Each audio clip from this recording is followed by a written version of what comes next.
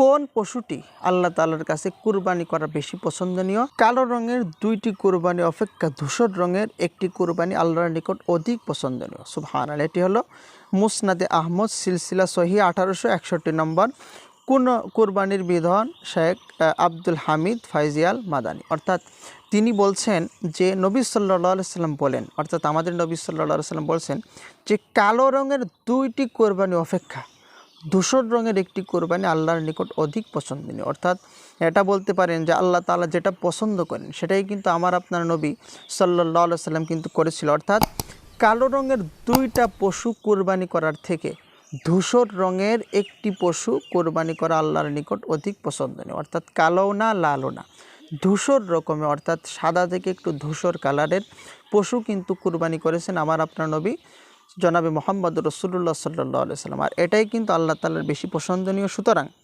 সম্ভব হলে ধূসর রঙের পশু কুরবানি করা উচিত। এতে অন্য পশুর চেয়ে দ্বিগুণ সওয়াব রয়েছে। যারা ধূসর কালার বুঝতে পারেন না তারা অন্যদের থেকে বুঝে নেবেন ইনশাআল্লাহ। তো আশা করি আপনারা বুঝতে পেরেছেন যে আল্লাহ তাআলার কাছে কোন রঙের বা কোন কালারের পশু কুরবানি করা বেশি পছন্দনীয়।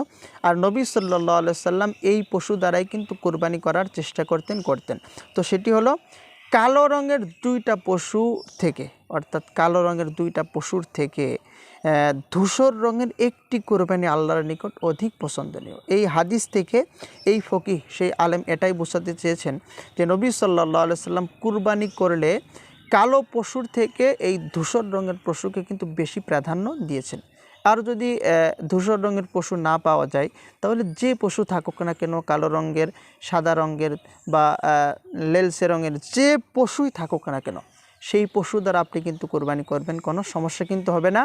কুরবানি আল্লাহ তাআলা চাইলে কবুল করবেন ইনশাআল্লাহ। তলাবুল ইলমি ফরিদাতুন আলা কুল্লি মুসলিমিন।